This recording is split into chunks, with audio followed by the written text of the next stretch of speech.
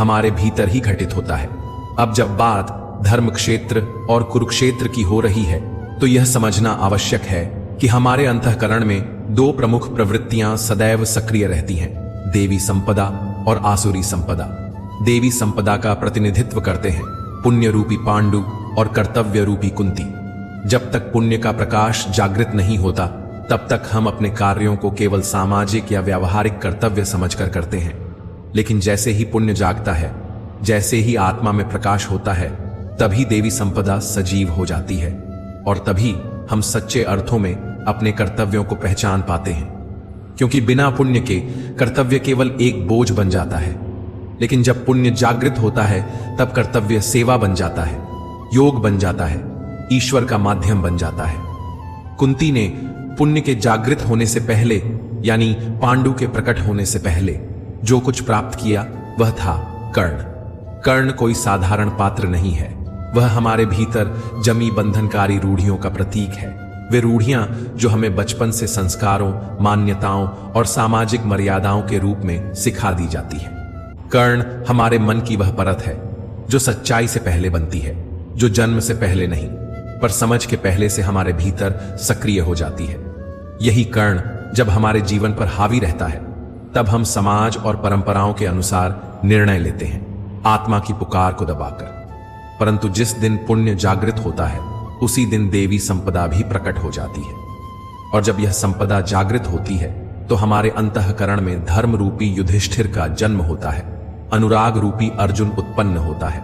वह अर्जुन जो भगवान की ओर आकर्षित होता है, जिसने यह निर्णय ले लिया है कि उसे ईश्वर को पाना है, उस दिव्य ज्ञान को समझना है। और जब इस अनुराग का अंकुर आपके भीतर फूट पड़ता है तभी आप भगवद गीता को समझने योग्य बनते हैं। फिर आपके भीतर भाव रूपी भीम जागृत होता है, वह प्रबल भावना जो धर्म के लिए हर चुनौती से टकराने को तैयार रहती है। नियम रूपी नकुल आपके जीवन में व्यवस्था लाता है, अनुशासन की भावना लाता है।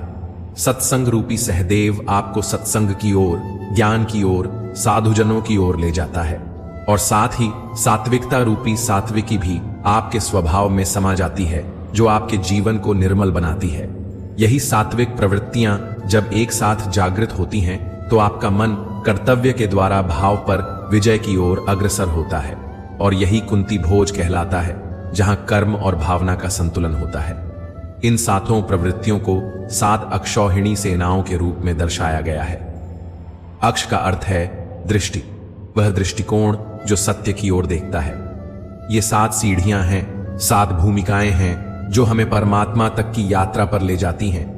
ये गणनाएं केवल प्रतीक नहीं बल्कि आत्मिक विकास के 7 चरण हैं, और ये प्रवृत्तियां, ये दिव्य शक्तियां अनंत हैं, सीमाहीन हैं। अब यदि हम आसुरी संपदा की बात करें, यानी कि उस कुरुक्षेत्र की जो हमारे भीतर ही उभरता है, तो उसमें शामिल होती हैं हमारी 10 इंद्रियां और एक चंचल मन।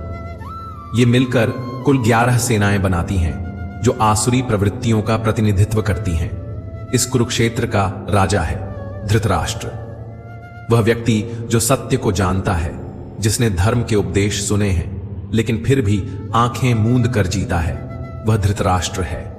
वह अज्ञानता का प्रतीक है, उसे अपने मोह से अधिक कुछ नहीं दिखता। उसकी जीवन संगिनी है गांधारी, जो हमारी इंद्रियों पर आधारित प्रवृत्ति का प्रतिनिधित्व करती है, जो जानबूझकर अपनी आंखों पर पट्टी बांध लेती है जिससे सत्य दिखाई ही ना दे। इन दोनों के संतान रूप में मोह का प्रतिनिधित्व करता है दुर्योधन, वही मोह जो सभी समस्याओं का मूल है, वही जो हमें संसार से बांध कर रखता है। इसके बाद आता है दुर्बुद्धि रूपी दुशासन, जिसकी बुद्धि भ्रष्ट हो चुकी है और जो सही गलत का भेद करना भूल गया है। फिर आते हैं भीष्म, जो भ्रम का प्रतीक है। भ्रम के कारण ही मनुष्य जीवन भर किसी एक सत्य को पकड़ नहीं पाता। इन पात्रों और प्रवृत्तियों का विस्तार गीता में प्रतीकात्मक भाषा में किया गया है, ताकि हम अपने भीतर चल रहे धर्म और अधर्म के युद्ध को पहचान सकें और जीत का मार्ग चुन सकें। इनके बारे में आगे विस्तार से बात करेंगे। इन सभी पात्रों और प्रवृत्तियों के बीच एक और पुण्यात्मा विद्यमान है, विदुर। वह स्वयं अज्ञान के वातावरण में रहता है, परंतु उसकी दृष्टि सदैव पांडवों के कर्मों पर टिकी रहती है। उसका मन, उसकी चेतना हमेशा धर्म की ओर आकृष्ट रहती है। वह उनके साथ जुड़ना चाहता है, उनके मार्ग पर चलना चाहता है। विदुर वह पात्र है जो अधर्म के बीच रहकर भी धर्म की तलाश करता है, अज्ञान में रहते हुए भी प्रकाश की ओर बढ़ने का प्रयास करता है। यही उसकी विशेषता है। अब आइए श्रीमद् भगवद गीता के प्रथम अध्याय की ओर बढ़ते हैं और समझते हैं कि इस अध्याय से हमें क्या सीख मिलती है। मैं यहां सरल और सहज शब्दों में कुछ महत्वपूर्ण बातें आपके सामने रखने का प्रयास करूंगा। श्रीमद् भगवद गीता के प्रथम अध्याय का पहला श्लोक है, धृतराष्ट्र उवाच धर्मक्षेत्रे कुरुक्षेत्रे संवेता युयुत्सवः माम का पांडवाश्चैव किम कुर्वत संजय। इस श्लोक में धृतराष्ट्र, जो जन्म से अंधे थे, संजय से प्रश्न करते हैं। यद्यपि वे शारीरिक रूप से दृष्टिहीन थे, फिर भी उन्होंने महाभारत का संपूर्ण युद्ध देखा, परंतु किसके माध्यम से? संजय के माध्यम से। धृतराष्ट्र यहां अज्ञानता का प्रतीक है और संजय प्रतीक हैं संयम और विवेक के। धृतराष्ट्र पूछते हैं, हे संजय, धर्म क्षेत्र कुरुक्षेत्र में जो युद्ध की इच्छा से मेरे और पांडु के पुत्र एकत्र हुए हैं, उन्होंने आखिर किया क्या? यह प्रश्न केवल युद्ध के आरंभ को जानने का नहीं, बल्कि अज्ञान द्वारा विवेक से पूछे गए एक गूढ़ प्रश्न का प्रतीक है। यह समझना आवश्यक है कि अज्ञानता धृतराष्ट्र स्वयं देख नहीं सकती, समझ नहीं सकती। उसे विवेक और संयम संजय के माध्यम से ही सत्य का ज्ञान हो सकता है। यह वह स्थिति है जब मनुष्य अंधकार में होता है, लेकिन उसका भीतर कहीं ना कहीं यह जानना चाहता है कि सत्य क्या है, धर्म क्या है और उसका मार्ग कौन सा है। लेकिन जब तक मोह रूपी दुर्योधन यानी अज्ञानता का पुत्र जीवित रहेगा, धृतराष्ट्र की दृष्टि सदैव कौरवों की ओर ही रहेगी। उसकी सोच सीमित, पक्षपातपूर्ण और विकारों से ग्रस्त रहेगी। यही गीता की शुरुआत की मूल चेतावनी है। जैसा कि श्री कृष्ण ने स्वयं गीता में कहा है, इदम शरीरम कौन्तेय क्षेत्र मित्यभिधीयते। हे अर्जुन, यह शरीर ही क्षेत्र है।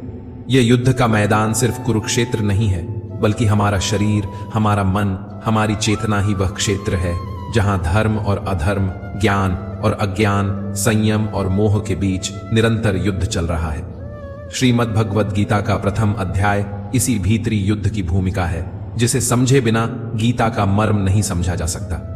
जैसे जैसे आप श्रीमद् भागवत गीता का अध्ययन करते जाएंगे, आप पाएंगे कि प्रारंभिक अध्यायों में अनेक पात्रों का उल्लेख होता है, किंतु आगे चलकर संवाद केवल भगवान श्री कृष्ण और अर्जुन के बीच सीमित रह जाता है। इसका एक गूढ़ संकेत है, यह दिव्य ज्ञान केवल उस अनुरागी अर्जुन के लिए है जिसने शरणागति को अपनाया है, क्योंकि जब तक व्यक्ति स्वयं भगवान को पाने की तीव्र इच्छा नहीं करता, तब तक गीता का ज्ञान उसके भीतर नहीं उतरता। अब यदि हम प्रथम अध्याय के 11वें श्लोक को देखें, तो वहां दुर्योधन अपने गुरु द्रोणाचार्य से कहता है, अयनेषु च सर्वेषु यथा भागम वस्थिता भीष्ममेवाभिरक्षन्तु भवन्तः सर्व एव ही। अर्थात, हे आचार्य, सभी योद्धा अपने अपने मोर्चों पर स्थित रहें, किंतु सब मिलकर पितामह भीष्म की रक्षा करें। यहां दुर्योधन कहता है कि अगर भीष्म जीवित हैं तो हम अजेय हैं, इसलिए उन्हें केवल युद्ध में भाग लेने की आवश्यकता नहीं, बल्कि उनकी रक्षा की जानी चाहिए। अब जरा सोचिए, भीष्म जैसे महायोद्धा, जिन्हें मृत्यु का भी वरण करने की स्वतंत्रता थी, जिन्हें इच्छा मृत्यु का वरदान प्राप्त था, उन्हें अब स्वयं की रक्षा के लिए दूसरों की आवश्यकता पड़ रही है। ये कोई साधारण दृश्य नहीं है। जैसा कि पहले बताया गया, महाभारत के ये पात्र प्रतीकात्मक हैं, रूपकात्मक हैं। भीष्म यहां भ्रम के प्रतीक हैं, और जब तक भ्रम जीवित है, तब तक कौरव यानी आसुरी प्रवृत्तियां अजेय मानी जाती हैं। यहां अजेय का अर्थ यह नहीं कि उन्हें पराजित नहीं किया जा सकता, बल्कि यह कि उन्हें पराजित करना अत्यंत कठिन होता है। जब तक भीतर भ्रम बना रहता है, सही और गलत में भेद स्पष्ट नहीं होता, तब तक मोह, अज्ञान और कष्ट भी बने रहते हैं।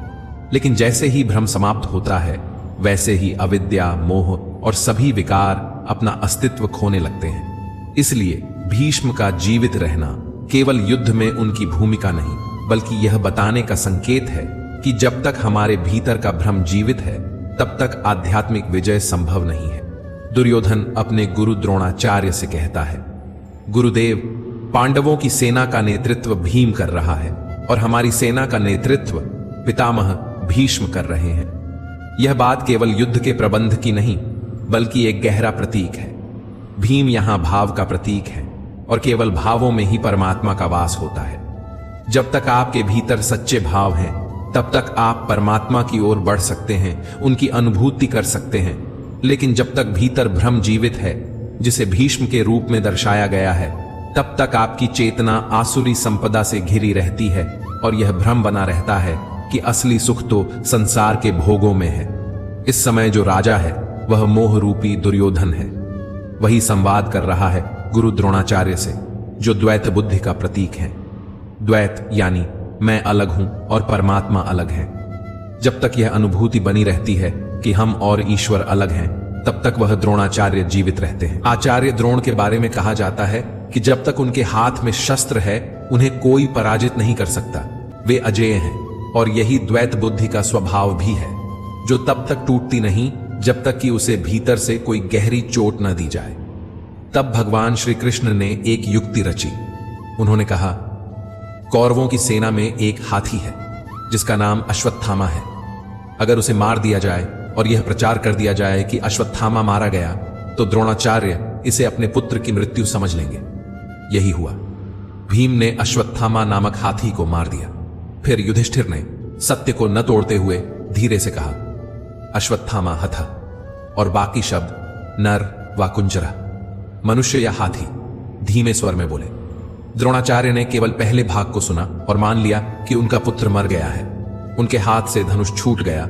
वे निष्प्राण से युद्ध भूमि में बैठ गए और तब उनकी मृत्यु हुई। यहां मृत्यु किसी अस्त्र से नहीं हुई, मृत्यु हुई मोह से। जिस पुत्र से अत्यधिक आसक्ति थी, उसी के खोने की कल्पना ने उन्हें पराजित कर दिया। और इस कथा का सबसे गहरा संकेत है अश्वत्थामा का अमर होना। अश्वत्थामा प्रतीक है